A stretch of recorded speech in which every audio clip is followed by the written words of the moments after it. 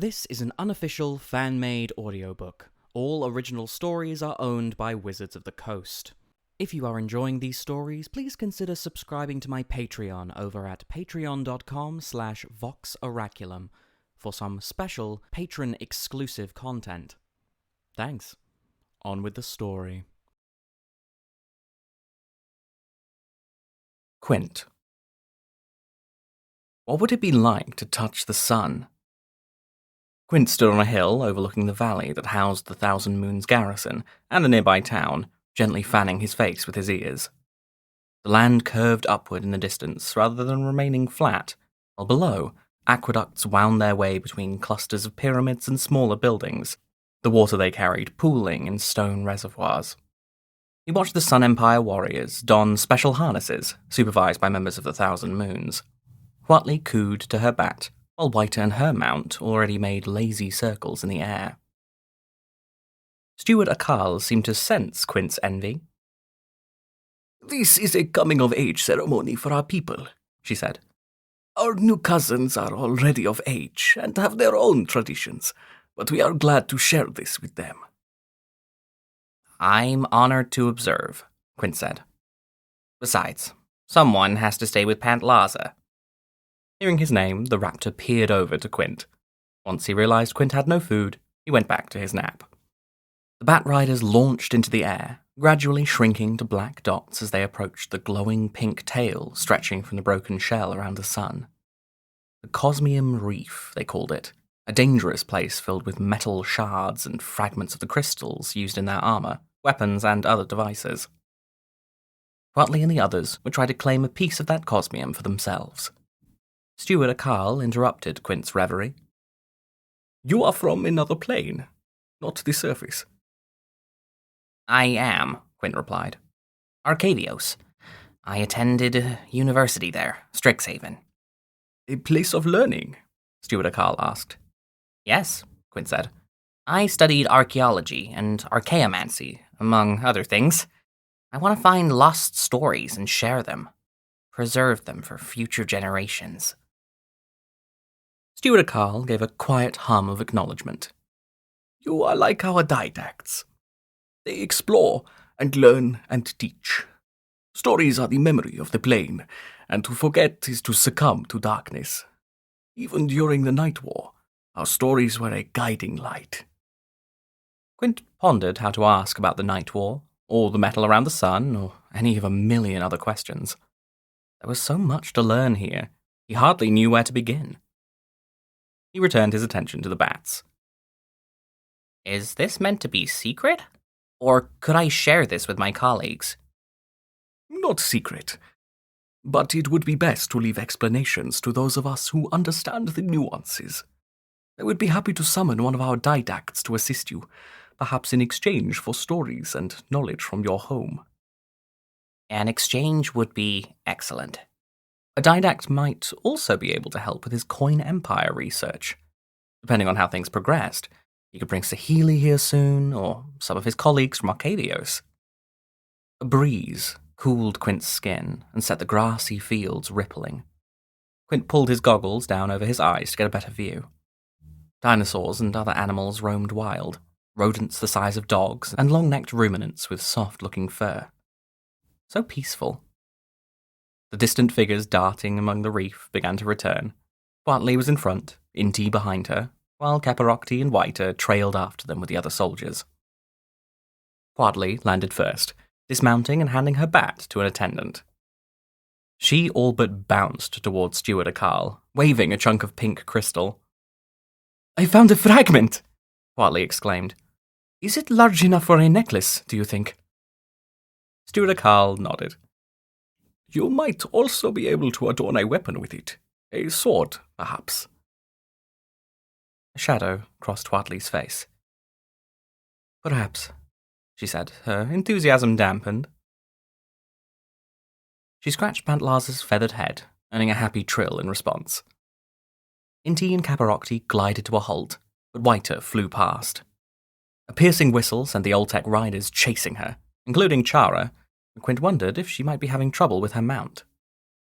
Within a span of breaths, however, she turned back and landed, but didn't climb down. The brow over her visible eye was furrowed, her mouth set in a grim line that mirrored the tension in her shoulders. "There," Whiter said with deliberate calm, pointing toward the far end of the garrison toward the valley. "The vampires have summoned a cloud of their cursed fog, bigger than usual." Quint didn't know what that meant, but the rest of the Sun Empire faction tensed. "You're sure?" Caprockty asked. Whiter nodded. Inti cursed under his breath. Another sharp whistle with a different cadence announced Chara's return. She, like Whiter, stayed mounted. "The Thousand Moon approaches," Chara said. "She has 2 prisoners with her." Steward Akal leaned on her staff. "We must question them." The warriors muttered among themselves as Whiter dismounted and stood at Quint's side. The grim form of a Nim Pakal stalked toward them, weapon ready, no automaton at her side. In front of her, a vampire and a man trudged along wearily. The vampire stumbled and the man caught her, helping her regain her footing. "We found these 2 running from the garrison," a Nim told her sister. "We weren't escaping," the man said defensively. "We were trying to help." Quint peered at him and realized his ears were pointed. An elf, he guessed, the first he'd seen on Ixalan. "I'm Amalia, and this is Kellen," the vampire said. "The other vampires, they killed our human servants and the Queen's emissary, and escaped. They're looking for Aklizots." "The betrayer?" Anim asked, recoiling with shock. "He has been imprisoned for ages." "Do you know where he is?" Amalia asked. Steward Akal paled and clutched her staff more tightly. "No, but some among the Oltec still worship him, and they may have passed this knowledge down." She looked toward the sun, closing her eyes. "If the vampires find these allies, they may at last be powerful enough to release the Bat God from his prison. No one in the core will be safe from his unending bloodthirst." Just what we needed, Quint thought. A violent god trying to kill everyone for fun. Malcolm. A host of fungal creatures closed in as the myco-tyrant peered down at Malcolm and Breeches from its webbed perch in the cavern, the green glow in its eyes inscrutable. "Enough slow talk," it said, still using Xavier as a puppet. "We will assimilate you, and we will ascend to the surface and its sun." Malcolm mentally plotted how quickly he could fly away with Breeches, and whether it would matter when the only exit was guarded. There must be another way out.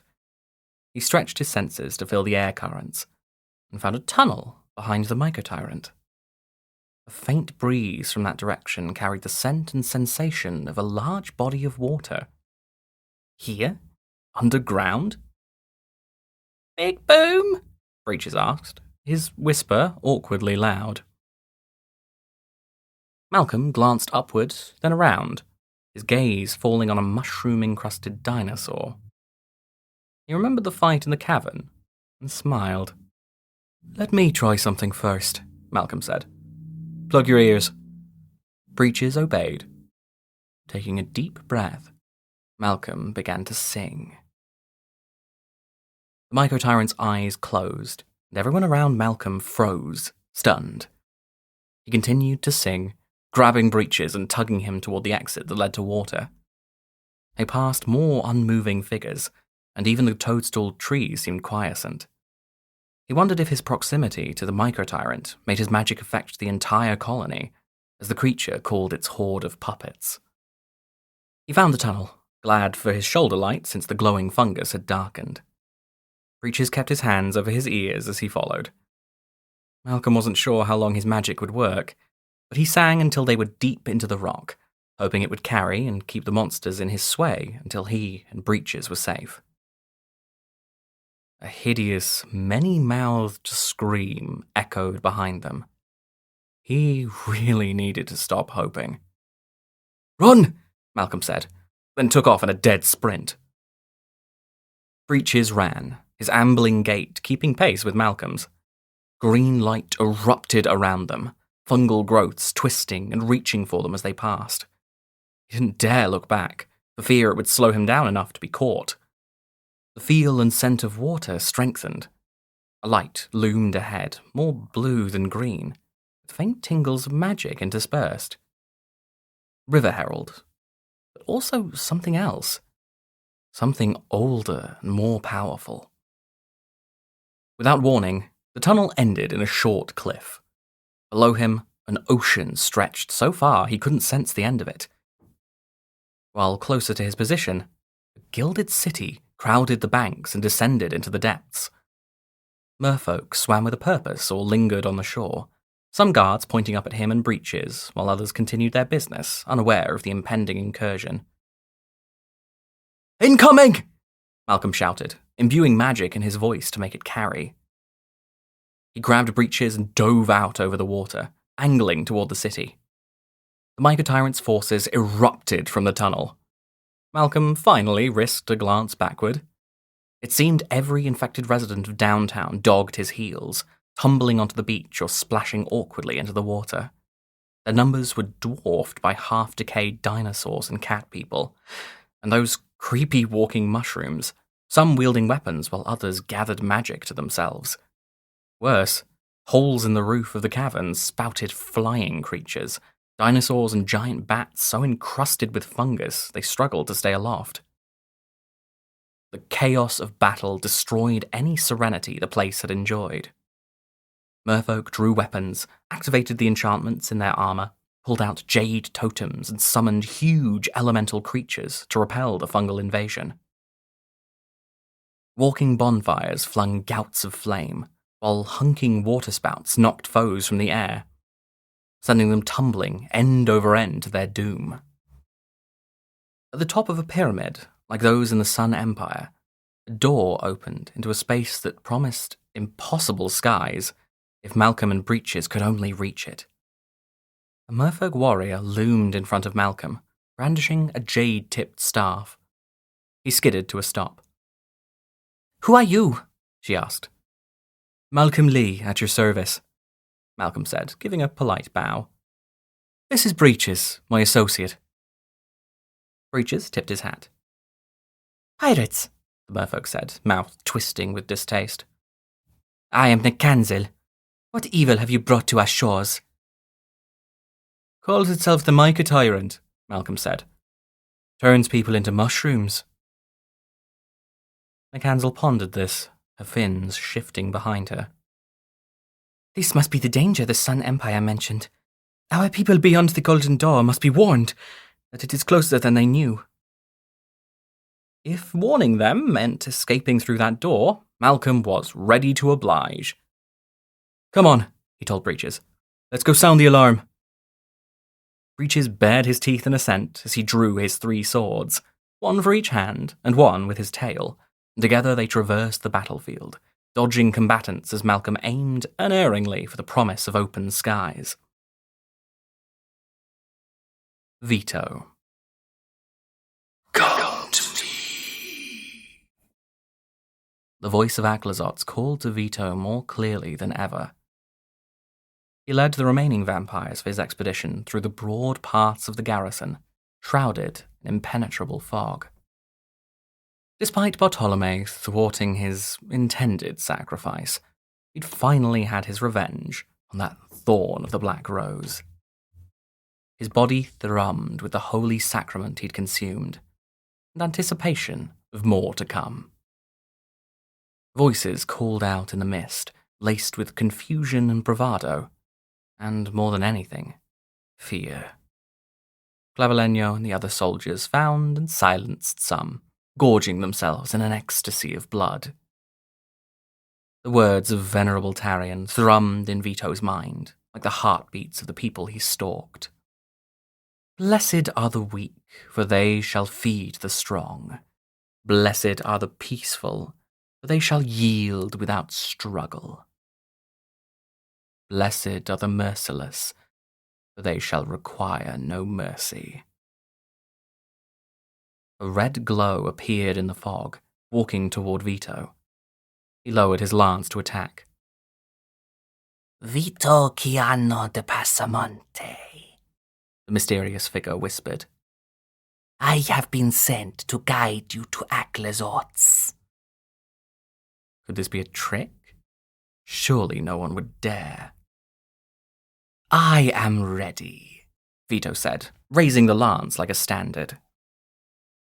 They left the garrison and trampled across carefully tended fields, past isolated homesteads whose denizens huddled together in fear, finally descending into the depths of a fetid swamp.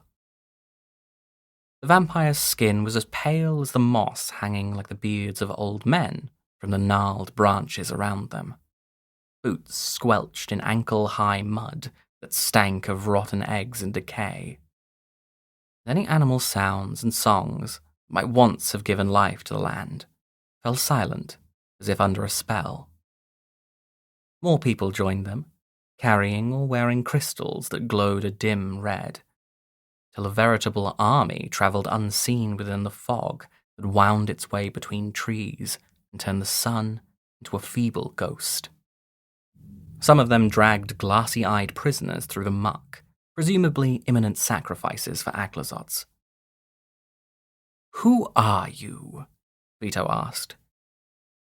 We are the servants of Aclezots, the vicar replied. We have worshipped our master since he was imprisoned, waiting for the day of his salvation. Vito faltered at the mention of imprisonment. He had assumed Aclezots merely bided his time, part of a greater plan. Not that he had been trapped here in this nightless place. The father of vampires. Caged. Then a rush of pride overcame that flicker of doubt. He was an instrument of his god, a savior. He would realize the vision of venerable Tarion, exceeding the disappointment that was Saint Alenda. A new, pure era would begin in Torazon, with him leading the faithful. Vito didn't know how long he trudged through the swamp. Once he might have been surprised his enemies hadn't found him, riding their bats through the skies. Surely the fog would be visible from a distance. But Aclezots worked in mysterious ways, and Vito trusted his god to ensure the success of his chosen saint. Before he could ask how much longer until they reached their destination, the fog cleared, revealing the mouth of a cave. Nothing about it marked the location as special. No signs or symbols were carved into the exposed stone. No temple steps invited entry. No gold or silver adorned the entrance or the tunnel beyond. It might have been any cave in any place in all the plain, and Vito knew its anonymity was part of its power. Vito had lost the magical candles that lit his way through the caverns of the underground. The red lights of the servants of Aclezots guided him, first through a narrow corridor that might have been naturally formed, then into a side tunnel that had clearly been clawed open according to some intelligent design. The stench of rot pervaded the space, as if this were a midden or charnel house, rather than the shrine of a deity. He would see Aclezots properly worshipped in temples befitting his majesty, and his foes would suffer for their impertinence. The tunnel ended in a strange door, ringed in symbols and engravings he didn't recognize, a gaping hole in its center. The figure who led him retrieved something from their robes, a chunk of pink crystal that glowed with an inner light. This is the key, they said, handing it to Vito. Place it inside, and be marked as worthy, or be destroyed. Vito did not doubt his worth. He took the crystal and placed it in the cavity. A ring of stones clamped down on his arm, rendering him unable to move. The pink glow of the crystal brightened, and with it came a searing pain, as if his fist had been plunged into the sun. Vito clenched his teeth until his fangs pierced his lip, blood trickling down his chin. The sensation shifted from fire to ice as the flush of vitality from his recent feedings drained from him, pouring into the cavity until he trembled. more enervated than he'd felt since his last blood fast. His knees threatened to buckle, but he forced them to straighten and bear his weight. He would not fail Aclazots, now or ever. The pain and pressure vanished, and Vito pulled his arm free. Crimson light spread to the glyphs around the door. It rolled sideways with a deep rumbling sound. "You may enter the sanctum," said his guide. A proper temple facade awaited, its columns rising to 4 times Vito's height. A stream of bats erupted from the entrance, as if to mark the occasion of his arrival. He waited for them to pass, then continued his procession. Clavileño and the others behind him, like an honor guard. A small antechamber opened into a vast amphitheatre with tiered rows of seating. Carved glyphs in the walls bathed the assembled crowds in blood-red light, and 1,000 pale faces turned to watch Vito enter. He lifted the lance of Taurian higher, descending to meet his fate, to reach the figure at the center of the room. "Come to me," said the voice, as familiar to Vito now as his own name. Aclazots. The bat god crouched on the floor, shrouded by his wings and wrapped in loops of thick golden chains, inlaid with hundreds of pink crystals. His body was the brown of old, dried blood, wings gilded and tattered where they brushed the stone beneath him. Collar of skulls hung from his neck, and a black and gold crown adorned his head, proclaiming his godhood to any who gazed upon him. A single red eye pierced Vito with the strength of its regard, and he fell to his knees in worship. "My master," Vito murmured, voice thick with emotion. "I have come." Aclazots drew a deep, rustling breath. "My slumber was disturbed by the invaders on the surface," he said. "And so I have called you all, my children of the night. The time of my ascension is at hand. We shall rise," The assembled Cosmium Eaters intoned. "The end of the 5th age is upon us," Aclazots continued. "Chimil's light will be extinguished, and my darkness will be absolute. You, my chosen, will serve at my side, glorying in the salvation of life everlasting. Bring forth the sacrifices." A wail emerged from a cave to Vito's left. The people who had been dragged through the swamp were penned inside, huddled together like lambs at market. Vito rose and approached them, gesturing for his soldiers to attend him. "Do not fear death," Vito said soothingly. "Your blood will give rise to the power, glory, and eternal kingdom of Aclazots, now and forever." One by one, the prisoners were delivered unto the bat god, who feasted on their essences as Vito respectfully averted his gaze. The bodies were dragged away and thrown into a pit, faint streaks of gore marking their passing. With every death, the baleful eye of the god brightened, a beacon in the dim room. And then it was done. Aclazots huddled in on himself. Then, with a piercing scream, he rose and strained against his bonds. The pink crystals in the chains flickered madly, then dulled to the same red as the god's eye. A concussive burst of magic struck everyone in the room as the gold links snapped in a dozen places. With a mighty shrug, Aclazots sent the chains scattering across the floor. He lifted himself to his full height and stretched his wings, and Vito fell to his knees again in awe. Come to me, Aklazotz intoned. Receive my blessing. Vito reached the god first, prostrating himself. I am worthy, he said. Then my eternal covenant shall be yours. Aklazotz bent down until his breath misted Vito's face, smelling of blood and some sickly sweet flower in the throes of decay. The fangs of the god lengthened and sharpened. In a flash, he sank them deep into Vito's neck and torso. Vito screamed. Pain spread across his chest, then into his limbs, a fire beyond anything blood had ever ignited in his veins. Muscles spasmed and bones cracked and reformed, black spots dancing across his vision as unconsciousness threatened to claim him. The fangs of Aklazotz released him, and he dimly sensed that the others around him were being blessed as well, one after another. The magic receded, and Vito winced at the profusion of sounds and scents that suddenly demanded his attention.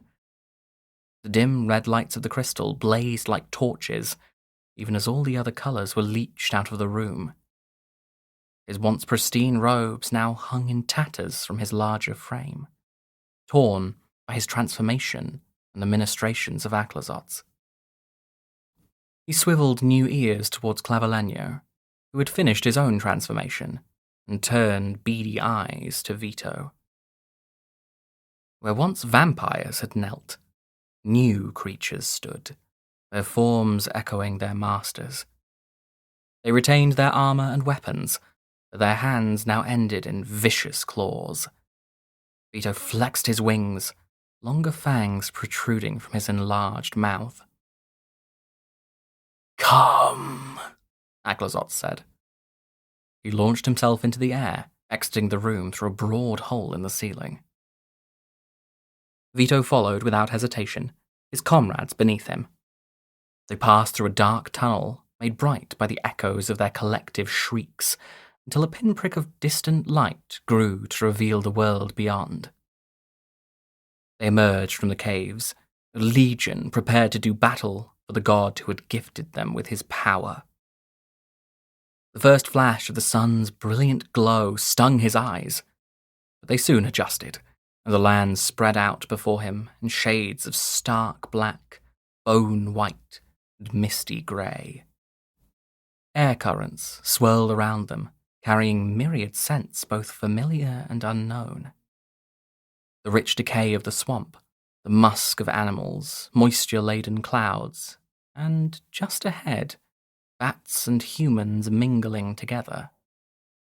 Up they flew, higher and further, until they reached the long trail of pink-tainted metal that arced away from the sun. Aklazotz hovered, his eye once again flaring as he turned his gaze to the light. Chimil, he whispered, addressing the core's shining sun. As I was consigned to my prison, so shall you be. I will consume your precious Oltec, as I did their ancestors. I consumed your feeble god spawn to close the veil between life and death. I will end the 5th age at last. My children will bring the 6th age to the plane. His large wings stretched wide and began to close slowly, straining as if he were moving an impossibly heavy weight. The metal around the sun shifted, pieces rotating and locking together like a broken container being reassembled, which was precisely what it was. Aklazotz wielded his power to reform a shattered sphere that would soon imprison Chimil. The shadow of that prison fell across the land, enshrouding it in a darkness deeper than any night in Torrazon. Vito's altered eyes thrilled at the change, the richness of the landscape's textures both heard and seen. With a harsh gasp, Aklazotz closed his wings and fell to the ground, impacting with a sound like thunder Vito landed beside him as the god struggled to stand, glaring at the remaining shafts of light escaping the sun's metal walls. More, Aclazot said. I require more sacrifices. You will bring them to me. Thy will be done, Vito said. He shrieked his command to the assembled legion, and their response echoed through the mountains until it shook the foundations of the plain. Whiter. The sun darkened, and Whiter fought the urge to panic, cold sweat pooling in the small of her back. She rode her bat toward the clouds of fog that covered the Thousand Moon garrison, and the swamps and mountains beyond. They'd lost time searching the villages and outlying areas for the escaped vampires, finding Oltek huddled in their homes and signs of violence in the streets. Their destination had been uncertain until a swarm of creatures shot out of a cave, led by a bat as large as 3 or 4 people standing end to end. Aclazots.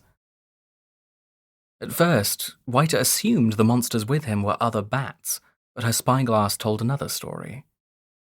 They were vampires, corrupted somehow, turned into abominations that resembled their foul god, yet still wearing their armor and carrying their weapons.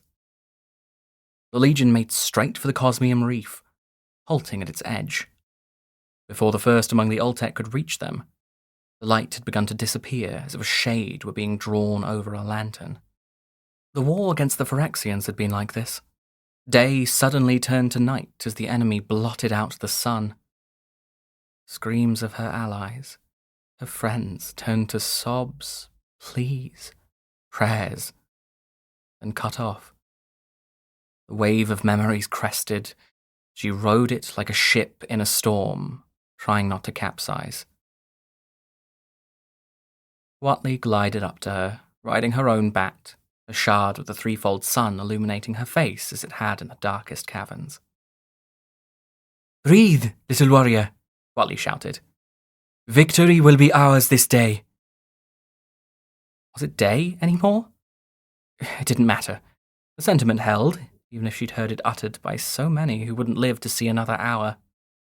"Chimil's prison is being remade," the flight leader shouted from her mount. "We must stop the betrayer Aclazots, or Chimil will be sealed inside again." Whiter did not want another war. Not with a so-called god, not with the sun-forsaken vampires, not with anyone. But she would fight this battle, the one before her, the one forced on her. And she would win. The crystals on the flight leader's headpiece gleamed like a pink constellation, as did similar gems on the other bat riders. Below, across the land, in garrisons and villages, cities and huts, people called light to themselves. Single flames and bonfires, flickering glows and steady beacons. Whiter didn't know these Oltek well yet, but she felt a kinship with them, and this refusal to bow to the weight of shadow. "Still think we should leave Torrazon alone?" Caparocti shouted at Watley. "This isn't Torrazon," she replied, dark eyes cold. "Even so, these monsters will never see their homeland again once we reach them." "There's the warrior poet we all know and love," Inti joked. "Give us a poem before we ride into battle." Caparocti rolled his eyes. Whiter listened as best she could, not wanting the words to be lost to the wind that whistled past. Watley's gaze grew distant and shifted to meet Whiter's. When she spoke, it was loud and defiant. "We do not fear the little mist. We have weathered hurricanes. We do not fear the failing night. We rise with the threefold sun!" "With the threefold sun!" Caparocti shouted. The Sun Empire troops echoed his words, and the Oltek bat riders trilled a ferocious whistle that sent shivers up Whiter's neck. A terrible shriek echoed from the Legion. Some of the bats careened wildly or bucked, nearly dropping their riders. Whiter's mount shrilled back and dove, her stomach leaping into her throat as she struggled to regain control. The vampire abominations flew toward the Oltec force. Huge bat wings kept these strange creatures aloft. Beady eyes stared from gaunt, pale faces with flattened nose and huge ears. Some still wore their helms, some their plate armor, while others must have once been Oltec given their torn ponchos and quipu. They shrieked again as the vanguard of riders reached them, spears and bright pink magic colliding with swords and sickly waves of red. One of the Dusk Legion charged Whiter, brandishing his sword. She drew her own, thumbing the magic stone that extended it into a spear. She waited, biding her time, focus narrowing to take in speed and distance. The vampire bat was nearly in striking distance when she urged her mount into a shallow dive, striking upwards. Her blade tore a deep gash in her enemy's wing, and with a scream he spun toward the earth. Nearby, Watley chased a pair of Cosmium Eater bats, while one of the 1,000 Moons fought a creature with a tall, familiar-looking lance. Whiter moved to flank, but another vampire bore down on her. She banked her bat to avoid his sword, and barely missed another attack from her blind side. With an annoyed grunt, she pulled her mount upward to survey the battle from above. The swirls of the Cosmium reef floated around her, drifts of crystals, small as drops of rain. It would have been beautiful if the blood of her allies and enemies wasn't joining the cloud. So it would always be, she thought darkly. Blood in the sky, blood on stone. Blood in the rivers and in the foam on the sea. A golden gleam caught her eye, glinting in the slivered light of the sun. The door at the base of the mountain, the one through which they'd passed to enter this new land. Someone flew out of it. Another vampire bat? No, a siren. One she was almost sure she recognized. A rush of greenish blackness poured through the portal behind him. Fungal creatures, like the ones she and the other Sun Empire warriors had fought in the deserted city by the underground river. Hundreds of them, perhaps thousands. All of them preparing to swarm the garrison. It always rains when it's wet, Whiter muttered. Malcolm. The open air was not the balm Malcolm had hoped for, despite its relative sweetness after so long slogging through stagnant caves. His enemies dogged his heels, tossing spore bombs and casting ropes of fungus to tie people to the ground. Worse, as intriguing as this new land might be, sloping upward to encircle the sky, there appeared to be another battle in progress. Malcolm put more distance between himself and the teeming mass of sentient mushrooms, trying to keep an eye on breaches. The goblin's 3 blades spun and cut like a reaper mowing a field, but he would be overcome if reinforcements didn't manifest soon. The closer Malcolm flew to the strange, shadowed sun at the center of this place, the more the air currents shifted. No, slowed, as if some magic force made them drowsy. His feathers fluffed slightly, the weight of his limbs easing barely enough to notice, and yet he did. It was incredible. It drew him like a moth to flame, or a fish to a hook. In the floating reef of pink-infused metal, people riding bats warred with... people bats? Wearing Dusk Legion armor. He blinked at them in confusion. Some of the riders were Sun Empire, if their armor and the lights they carried were any indication. But how had they found this place? And why? One of them caught his eye, a familiar face from high and dry, or rather, a recognizable weapon and eye patch. She had moved away from the center of the fight, now stared in his direction.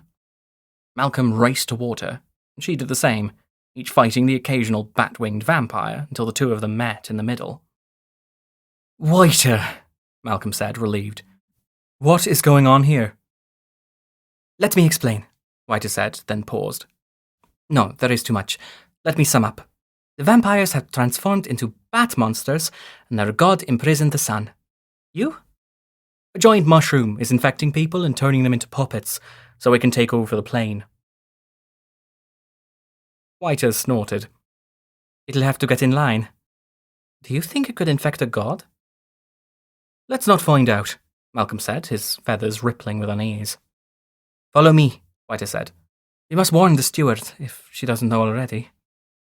She led him up, no, down, to a cluster of humans dressed in unfamiliar garb, as well as a vampire and two strangers. Off-worlders, like Vraska and Jace had been, if he had to guess. And those cursed Phyrexians. One of those off-worlders jogged over immediately, a Loxodon with goggles on his head. "Waiter!" he exclaimed breathlessly. "Is everything all right up there? What's happening? Who's your friend?" Waiter grinned. "Quint, this is Malcolm Lee. Everything's a mess, and there's a horde of those walking mushrooms pouring through the golden door." Quint seemed to think this through. "How many is a horde?" "How many mushrooms make a forest?" Malcolm replied. "Mushrooms?" the pointy-eared young man asked. "Are they poisonous?" Malcolm laughed grimly. "Much worse. They're ambitious." The vampire woman sighed. "Saints protect us from ambition."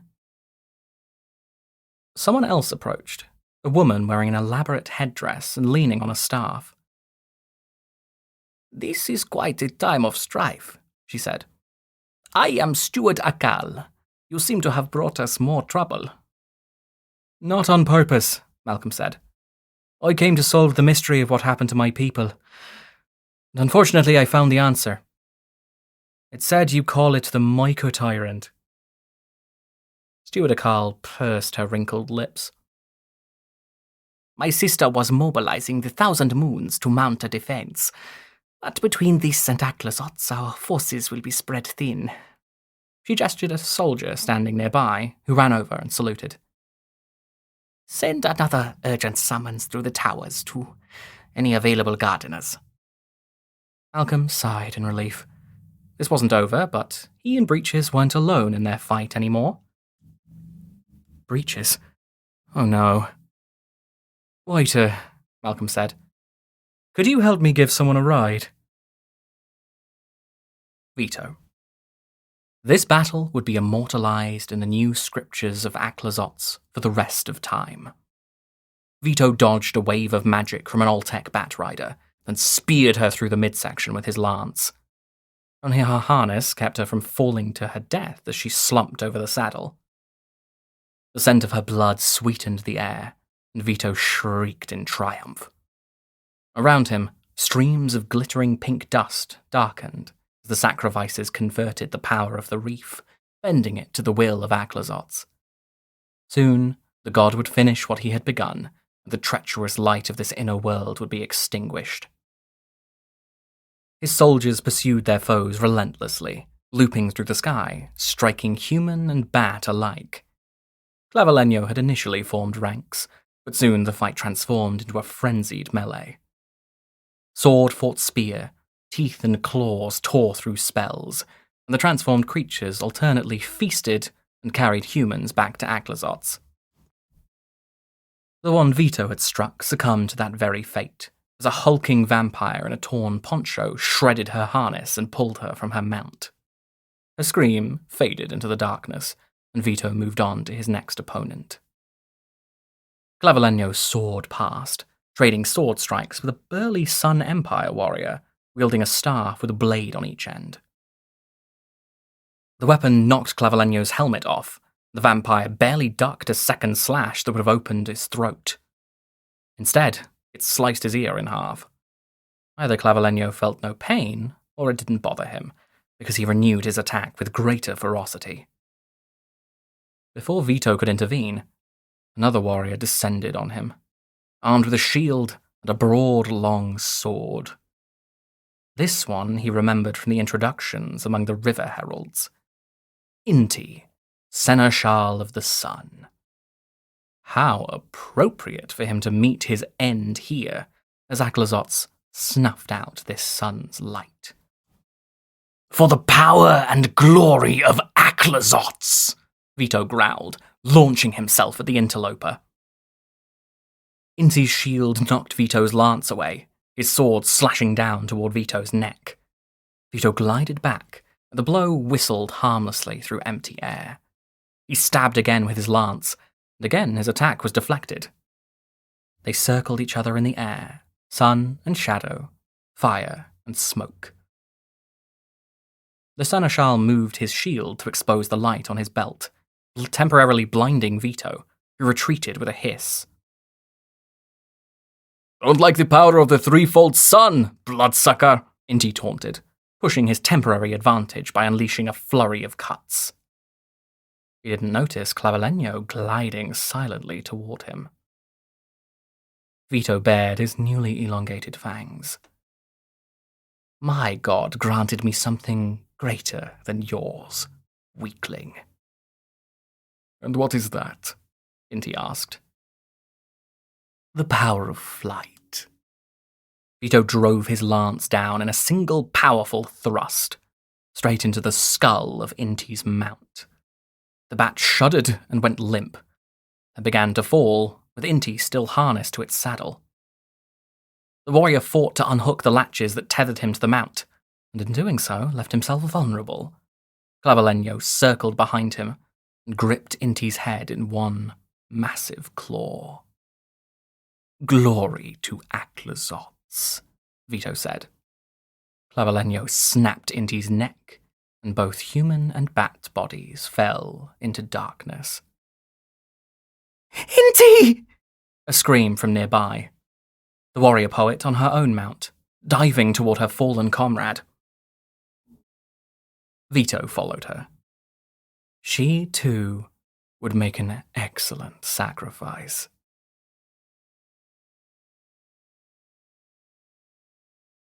A special thanks to all of my patrons, especially William Crawford, Stormy Vasvary, and Owen Griffin.